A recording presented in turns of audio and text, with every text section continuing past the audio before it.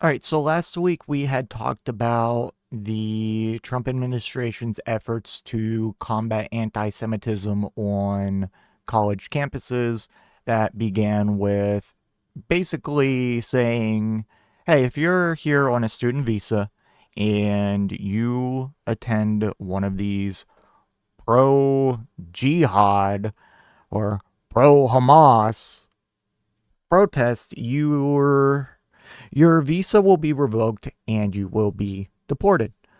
So, yeah, that's just blatantly an attack on free speech, especially because these are not pro Hamas or pro jihadist protests. They are pro Palestinian.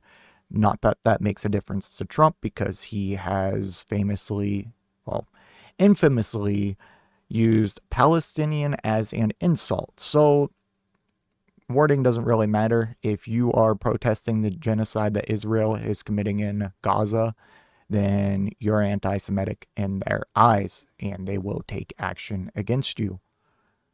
Free speech, gotta love it.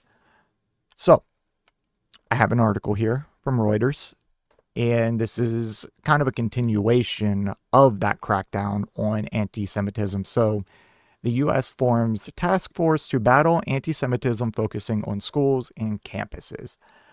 So, February 3rd, the U.S. Justice Department said it formed a multi agency task force on Monday to fight anti Semitism in schools and universities, while the Education Department announced it was investigating 5 universities for alleged anti Semitic harassment.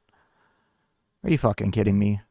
Like, so the same administration that just took away the like all the DEI programs, the Equal Employment Opportunity Act, and general stuff like that turns around and does like kind of the same. I don't want to say the same vein as those programs, but he's taking he's doing like the same thing but for Israel and Jewish people. And I don't get it. I don't get how you can come out against DEI and any effort to have fair treatment of black people, fucking trans people, or just no discrimination. And they make this big deal about fucking DEI and anti-discrimination laws acting like they're they're discriminating against whites and discriminating against merit, and they only care about skin color. But they're also screaming about anti-Semitism, and I don't know if I'm making myself clear here, but do you guys see just how stupid this is? Like, if it'd be one thing if they didn't just declare war on fucking DEI and anti-discrimination laws, but now they're just doing like a full authoritarian crackdown for a very, subset of a group that can be discriminated against while saying fuck you to everyone else. Does that make sense? Like, I feel like I'm losing my mind here. It's one of those things where I just can't comprehend enough to even explain it. Anyways, why it's important. The task force follows an executive order from President Donald Trump in which he warned resident aliens who joined in pro-jihadist protests they would be deported, referring to pro-Palestinian protests on U.S. college campuses. Just what we kind of said here. So Trump also pledged to revoke the student visas of those he called Hamas sympathizers. Many pro-Palestinian protest groups have rejected allegations of supporting extremism. Yeah, so you'll have a rally with a protest with like 500, 600 people. You'll have one dipshit fucking spray a pro-Hamas logo on a statue or on a wall or something, and then both the left and the right will come down and be like, you're all anti-Semitic, and you're all pro-jihad, and you're all pro-Hamas. Like, no, no, no. We are just pro-human rights, pro not commit a fucking genocide. Like, oh my God, man. I can't. I can't. If you think that these students on college campuses are actually Hamas sympathizers, then please, please just do a little bit of research about what these protests actually were. Watch some videos, not cherry-picked fucking right-wing videos, just general videos. Don't look up any bias or anything. Make your own conclusion. And then while you're at it, go look at the statistics about what Israel is doing in Gaza. Yeah. Anyways, colleges targeted. The education department said it was opening investigations of anti-Semitic harassment at Columbia University, Northwestern University, Portland State University, University of California, Berkeley, and University of Minnesota, Twin Cities. The department, under the administration of former President Joe Biden, settled with some universities through resolution agreements over alleged anti-Semitism and Islamophobia. Those deals were labeled as toothless by the Trump administration. It was not clear how they would be impacted under Trump. The Education Department did not respond to requests for comment on that or on whether it planned similar probes over allegations of anti-Muslim bias. Probably not. The Health Department said on Monday it was starting compliance reviews for 4 medical schools over alleged anti-Semitism during 2024 commencement ceremonies. It did not name the schools. And the response to this has been, so if the task force weaponizes the power of the federal government to suppress the speech of college kids who have advocated for Palestinian rights, then that is going to run into a wall called the U.S. Constitution, warned Edward Ahmed Mitchell, Deputy Director of the Council on American Islamic Relations. I think that's a bit naive to think that. This administration has shown in several instances in the past 2 weeks that they could give a damn about the Constitution.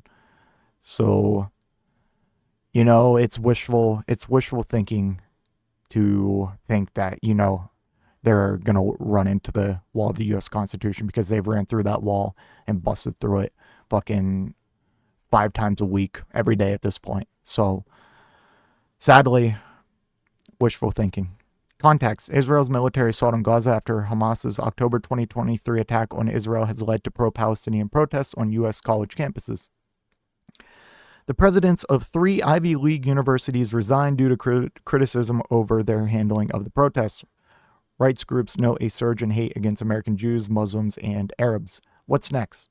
The Justice Department task will coordinate efforts through its Civil Rights Division. The Council on America-Islamic Relations says it will monitor the task force actions before determining potential legal challenges.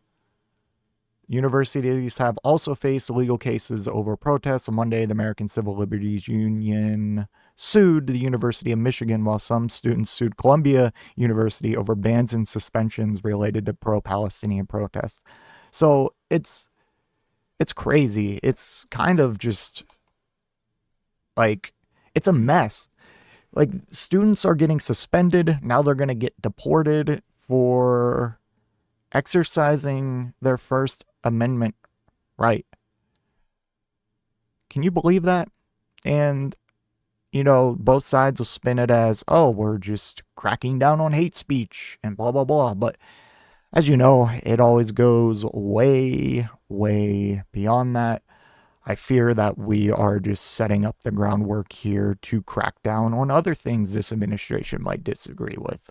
What happens when they want to crack down on pro-choice protest or pro-immigration or, you know, any other type of protest on, let's say, college campuses that they disagree with.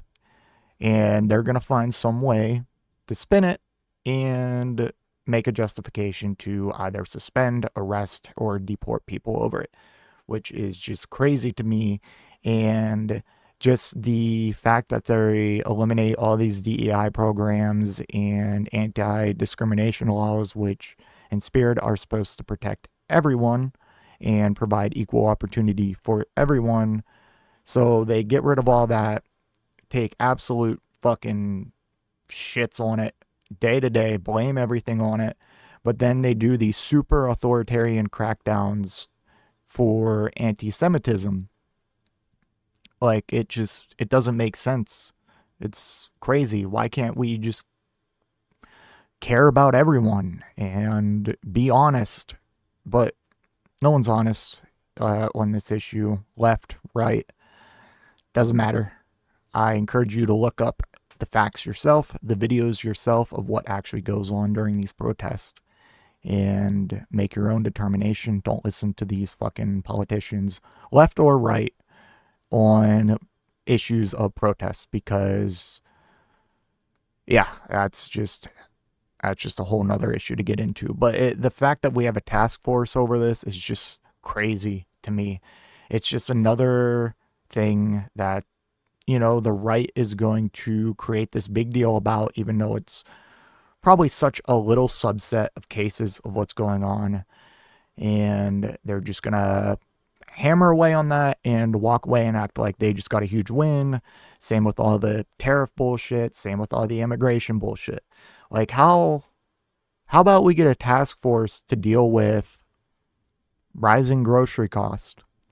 How about we get a task force to figure out why we spend the most in healthcare out of any developed country, but yet we are the only developed country that doesn't have some form of universal healthcare, and we have some of the worst healthcare outcomes in the world? Why don't we create a task force on that? Why don't we create a task force to address why we have over 700,000 homeless people, a lot of them veterans, in the richest country in the world? Or why don't we have a task force to deal with this giant wealth inequality that exists and is like the root cause of so many issues? So I have a belief that, you should have general anti-discrimination laws and equal employment laws. That's a given. We don't have those anymore, but in my opinion, that's a given. But as far as addressing racism, anti-Semitism, transphobia, my solution is a little bit different, and that would be addressing things like healthcare, wealth inequality, because people are unhappy because they are not making enough money to buy a house. They can barely afford groceries. And when you have those problems, you're going to look for someone to blame. And then you have the right, who always has someone to blame, whether that be minorities, immigrants, college kids being anti-genocide. They will, they will find you someone to blame instead of addressing the problem. So my belief is, if you improve the overall healthcare and wages, lower prices, give people financial security in healthcare, people will probably be a lot happier, and there won't be time for so much hatred. There won't be so much hatred because there's nothing to be hateful about. But we live in a country where shit is so expensive. Wages are at all-time lows. And all politicians can do, instead of addressing the issue, is just making us fight class wars with each other. And the left and right are both guilty of that. And it sucks. And a few politicians who are genuinely good on these issues, like Bernie Sanders, they somehow get smeared by both sides. And it's just crazy to me, the kind of situation we've got ourselves in. And it just makes me upset. Like, I believe if you solve a lot of the problems that Americans face daily, I would say a lot of things like racism and transphobia and just all these other things would kind of go down a lot, because people aren't looking for someone to blame. You know what I mean? Does that make sense? And then once we solve the root problems that affect every American, white, black, whatever, trans, straight, whatever, if you can solve the problems that affect everyone, then we can go back to those subjects and address them more effectively. But until then, I just feel like we're trying to put out giant fires with a fucking spray bottle, or just pretending the fire's not there. But yeah, let me know your thoughts in the comment section below, and I will see you in the next one. If you made it to this point in the video, I just want to give a special thank you. If you enjoyed it, please hit that like button down below. And if you really enjoyed it, maybe consider hitting that subscribe button while you're down there. I want to hear your thoughts in the comment section. I will try to reply to any and all comments that I can. Until next time, watch that video on screen.